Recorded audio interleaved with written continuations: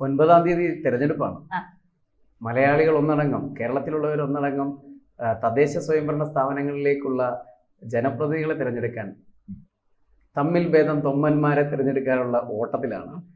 രാഷ്ട്രീയ പാർട്ടികളെല്ലാം കടം മേടിച്ചിട്ടായാലും അല്ലാതെ ആയാലും കട്ടതിൻ്റെ ആയാലും പരസ്യക്കാരെ പിടിച്ചിട്ടായാലും വലിയ വലിയ മുതലാളിമാരെ പിഴിഞ്ഞിട്ടായാലും മേടിച്ച പൈസ ഇവിടെ എന്തായാലും പ്രചരണത്തിന് ഇറക്കുന്നുണ്ടെന്നുള്ളത് നമുക്ക് നേർക്കാഴ്ചയാണ്.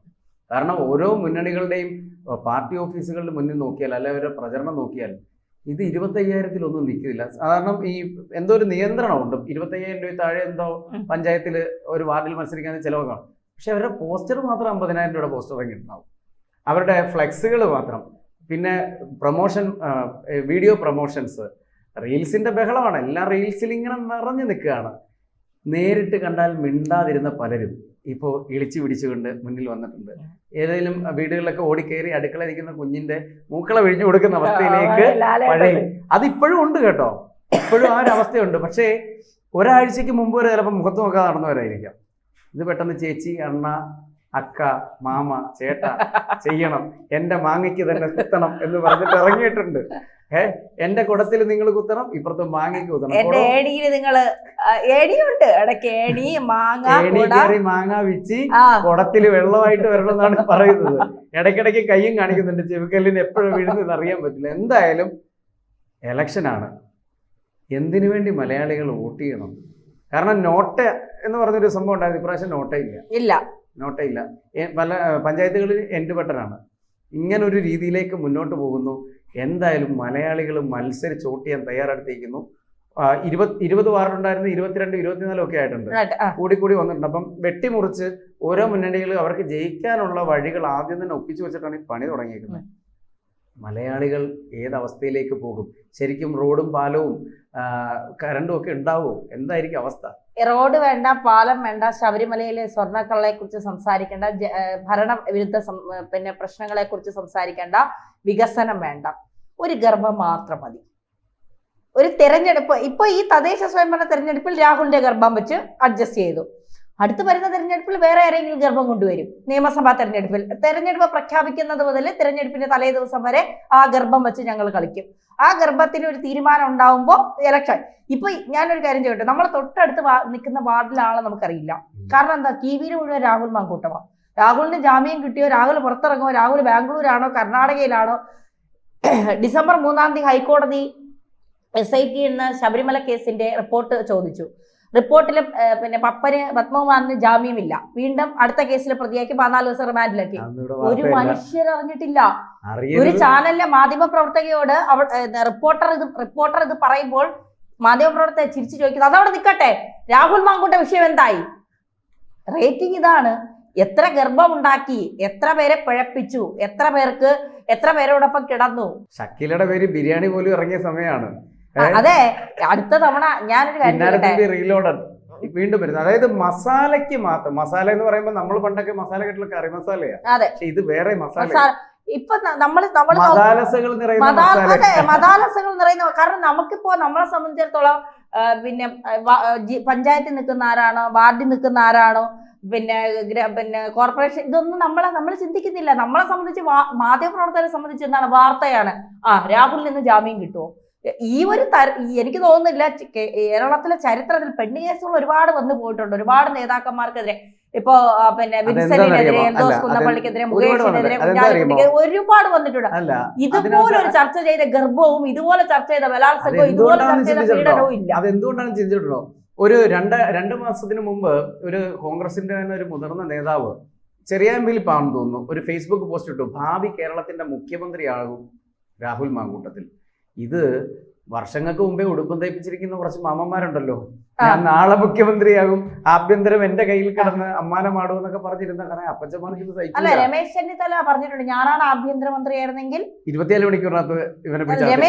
രമേശ് ചെന്നിത്തലയെ കുറിച്ചൊന്ന് ആലോചിച്ച, കുറച്ചൊക്കെ പഴക്കമുണ്ട്. 80കളിലൊക്കെ രമേശ് ചെന്നിത്തലയെ കുറിച്ചൊന്ന് ആലോചിക്കണം. ആ രമേശ് ചെന്നിത്തലയ്ക്ക് ഈ രാഹുൽ മാങ്കൂട്ടത്തെ പറയാൻ എന്തെങ്കിലും യോഗ്യതയുണ്ടോ എന്നുള്ളത്.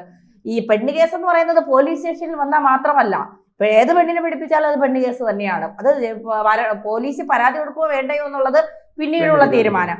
കേസ് തന്നെയാണ്. അതുപോലെ ഉണ്ണിത്താൻ പറയുന്നത് നിന്റെ നാറിയ ചരിത്രങ്ങൾ എന്നെ കൊണ്ട് പറയിപ്പിക്കരുത്.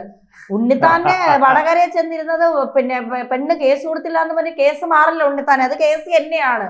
അതുപോലെ പലരുടെയും പേരുകൾ നാവിന്റെ തുമ്പത്തുണ്ട്, പക്ഷെ പറയാൻ പറ്റുന്നില്ല.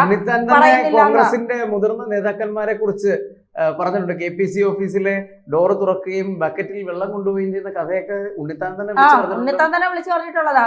അപ്പോ രാഹുൽ മാങ്കൂട്ടത്തിനെ പറയാൻ പറ്റിയ ഒരു വലിയ നേതാവ് നല്ല വെള്ള കഥകളൊന്നും കോൺഗ്രസിന്റെ അകത്തില്ല. കിഴക്കേക്കോട്ടയിലെ പിന്നെ അവിടെ കൊണ്ട് നിർത്തിയിട്ട് 5 രൂപയ്ക്ക് വിൽക്കാം എന്ന് പറഞ്ഞ ഒരു നേതാവുണ്ട്. ഉണ്ണിത്താൻ വിളിച്ചു പറഞ്ഞതല്ലേ, KPCCയുടെ മുൻ പ്രസിഡന്റായി ഇന്ന ആളിനെ കൊണ്ടുവന്ന് കിഴക്കേക്കോട്ടയിൽ നിർത്തിയിട്ട് വേണേ നമുക്ക് 5 രൂപ വെച്ച് കൊടുക്കാന്ന്.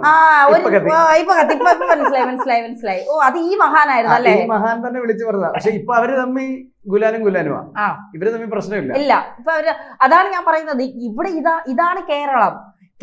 നമ്മളിപ്പോ ബീഹാറിലും പിന്നെ അല്ലെങ്കിൽ മറ്റ് സംസ്ഥാനങ്ങളിലൊക്കെ നോക്കിയാൽ അവർ 10,000 രൂപ അക്കൗണ്ടിൽ ഇട്ട് കൊടുക്കുന്നു, വികസനത്തെ കുറിച്ച് സംസാരിക്കുന്നു, അവരുടെ പിന്നെ കാര്യങ്ങൾ എന്താ പറയുക, നാളത്തെ ഭാവിയെ കുറിച്ച് അവർക്കൊരു ആശ കൊടുക്കുന്നു, തെരഞ്ഞെടുപ്പുമായി ബന്ധപ്പെട്ട ഇത്തരം കാര്യങ്ങൾ ചർച്ച ചെയ്യുന്നു. ഞങ്ങൾ വോട്ട് ചെയ്താൽ നിങ്ങൾക്ക് കിട്ടുന്ന പ്രതിഫലം അല്ലെങ്കിൽ നിങ്ങൾക്ക് കിട്ടാൻ പോകുന്ന വികസനം എന്താണ് എന്നതിനെ കുറിച്ച് ചർച്ച ചെയ്യുന്നു. അത് പ്രതിപക്ഷമായാലും ഭരണപക്ഷമായാലും. ഇവിടെയോ കേരളത്തിൽ പ്രതിപക്ഷം എന്താണ് സംസാരിക്കുന്നത്?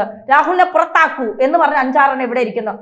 തദ്ദേശ തെരഞ്ഞെടുപ്പാണ് വരുന്നത്. ഈ തെരഞ്ഞെടുപ്പിൽ ഞങ്ങളുടെ പാർട്ടി ജയിച്ചാൽ ഇന്ന കാര്യങ്ങൾ ഞങ്ങൾ ചെയ്യും. ഏതെങ്കിലും ഒരു കോൺഗ്രസ് നേതാവ് ഈ അടുത്ത കാലത്ത് പറയുന്നത് ഞാൻ ജനങ്ങളോട് പറയുന്നത് നിങ്ങൾ വോട്ട് ചെയ്യാൻ പോകരുത്, അത് പോകരുത് എന്ന് പറയുന്നത് ഇനി കുറ്റം വല്ലതാണോ എന്ന് എനിക്കറിയില്ല. അങ്ങനെയാണെങ്കിൽ മാപ്പ്. പക്ഷെ എങ്കിൽ പോലും പറയുകയാണ്, ഇത്തരത്തിൽ ഒരു നാറിയ രാഷ്ട്രീയത്തിലേക്കാണ് കേരളം പോകുന്നത്. ഒരാളെ ജയിപ്പിച്ചാലും കേരളം രക്ഷപ്പെടാൻ പോകുന്നില്ല. അല്ല, ഇതിന്റെ സംഭവിക്കാൻ പോകുന്നത് ഇപ്പൊ പ്രാദേശിക തലത്തിലുള്ള തെരഞ്ഞെടുപ്പ്. ഒരുത്തം പെണ്ണ് പിടിക്കാൻ പോയാൽ അതുവരെ നമ്മൾ ഇരുന്ന് ചർച്ച ചെയ്ത് ഒന്ന് ആലോചിച്ചു. അവന്റെ സ്വകാര്യ കാര്യത്തിനാണ് പോകുന്നത്. അവൻ 1, 2, 3, 4 ആളെ കൂടെ പോകുന്നത് അവന്റെ സ്വകാര്യമായ വിഷയത്തിനാണ് അവൻ പോകുന്നത്. അത് മാധ്യമങ്ങൾക്ക് ചർച്ച. വികസനം ഇല്ല, കറണ്ട് ഇല്ല, അട്ടപ്പാടിയില് ശിശുമരണം, പിന്നെ അവിടെ ജീവിക്കാൻ ജനങ്ങൾക്ക് പിന്നെ ആഹാരം ഇല്ല, ആശുപത്രിയിൽ സൗകര്യങ്ങളില്ല. പിണറായി വരെ ഇവിടെ നിന്ന് അമേരിക്കയിലാണ് പോകുന്നത്. അത്തരം സാഹചര്യങ്ങളിലൂടെ കേരളം കടന്നു പോകുമ്പോൾ ഒരു രാഹുലും അവന്റെ 5 ഗർഭവും. ഇതാണ് കേരളത്തിന്റെ രാഷ്ട്രീയം, തദ്ദേശ സ്വയംഭരണ തെരഞ്ഞെടുപ്പിലെ രാഷ്ട്രീയം. അതുകൊണ്ട് എന്തായി, ഇനി സ്വതന്ത്രനായിട്ട് രാഹുൽ മാങ്കൂട്ടം നിന്നാലും ജയിക്കും. കാരണം ഇയാള് അങ്ങ് എന്താ മനസ്സിലങ്ങ് പതിപ്പിച്ചു വെച്ചതുപോലെ പതിപ്പിച്ചു വെച്ചേക്കാണ്. ഇന്നലകളിൽ രാഹുൽ മാങ്കൂട്ടത്തിനെ അറിയാതിരുന്ന ആളുകൾ പോലും ഇന്ന് ഈ പേര് പറഞ്ഞാൽ അറിയും, ഫോട്ടോ കണ്ടാൽ അറിയും. സോഷ്യൽ മീഡിയയിൽ ഇപ്പൊ ഏറ്റവും വലിയ താരം ആരാന്ന് ചോദിച്ചാൽ ട്രെൻഡിങ് താരമാണ് രാഹുൽ. നല്ല രീതിയിൽ ട്രെൻഡിങ് ആവാം. സണ്ണി ലിയോൺ പോലും താഴെ നിൽക്കും. അതെ, സണ്ണി ലിയോൺ പോലും ഇപ്പൊ റേറ്റിംഗിൽ താഴെയാണ്. രാഹുൽ മാങ്കൂട്ടത്തിന്റെ പേരാണ് ഏറ്റവും ടോപ്പിൽ നിൽക്കുന്നത്. അപ്പോ തദ്ദേശ സ്വയംഭരണ തെരഞ്ഞെടുപ്പുകളിൽ മനുഷ്യർ എന്ത് കരുതി വോട്ട് ചെയ്യും, മലയാളികൾ എന്ത് പറഞ്ഞ് വോട്ട് ചെയ്യുമെന്ന് ചോദിച്ചാൽ അവർക്ക് കണ്ണി കണ്ടവനെയൊക്കെ ജയിപ്പിക്കാനുള്ള ഒരു അവസരം വന്നിട്ടുണ്ട്. ഞങ്ങളുടെയൊക്കെ വാർഡിനെ സംബന്ധിച്ചിടത്തോളം അവിടെ വലിയ രാഷ്ട്രീയപരമായി ഭയങ്കര ശത്രുതയും ഇതൊക്കെ വരുന്ന ഒരു ഇലക്ഷനാണ്. പക്ഷേ ഇപ്പോൾ അവിടെ വോട്ട് ചെയ്യുന്നതെന്ന് വെച്ച് കഴിഞ്ഞാൽ എനിക്ക് തോന്നുന്നത് എനിക്ക് ഇഷ്ടമുള്ള എൻ്റെ ചിലപ്പോൾ ബന്ധമായിരിക്കാം, ചിലപ്പോൾ സൗഹൃദമായിരിക്കാം. ഇവിടെ രാഷ്ട്രീയം, ഈ പഞ്ചായത്ത് തിരഞ്ഞെടുപ്പുകളിൽ രാഷ്ട്രീയം ഒരു വലിയ വിഷയമേ ആവുന്നില്ല. അപ്പോഴും ഇവിടുത്തെ നേതാക്കന്മാർ പറയുന്നു ഇത് ഒരു സെമി ഫൈനൽ ആയിരിക്കും. കണ്ടറിയാം.